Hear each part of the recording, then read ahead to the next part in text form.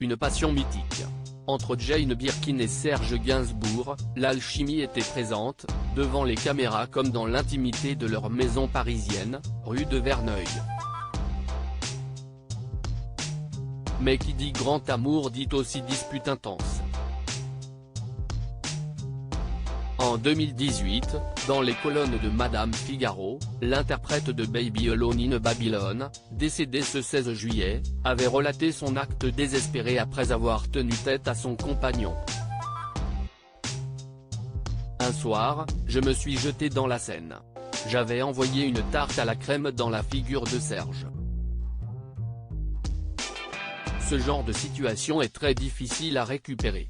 Il fallait un geste dramatique, s'était-elle ainsi souvenue.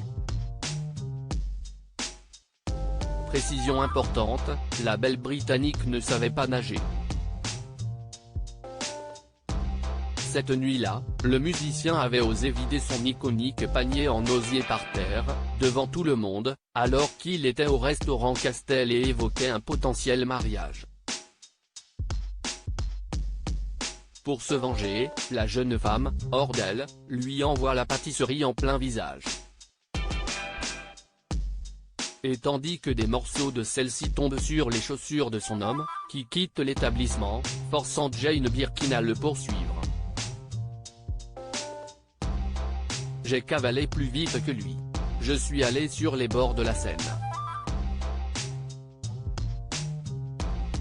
J'ai attendu qu'il prenne le petit escalier et je me suis jeté à l'eau, confiait-elle à Vanity Fair en 2016, avant de conclure, il y a drôlement du courant dans la Seine.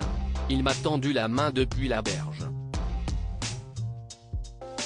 Dans la biographie Gainsbourg, parue en 2020 aux éditions Plomb, Marie-David rapporte que ce sont finalement les pompiers qui ont secouru la demoiselle en détresse.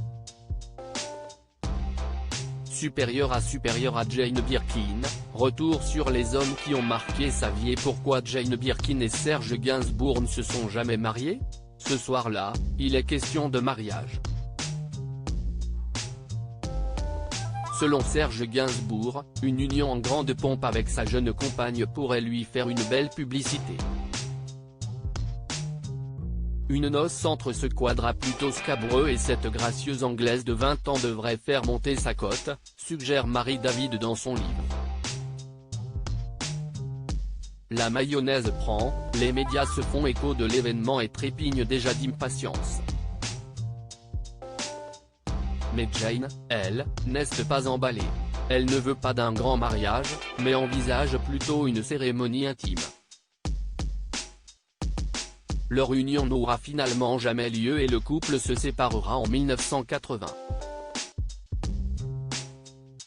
Crédit photo, agence.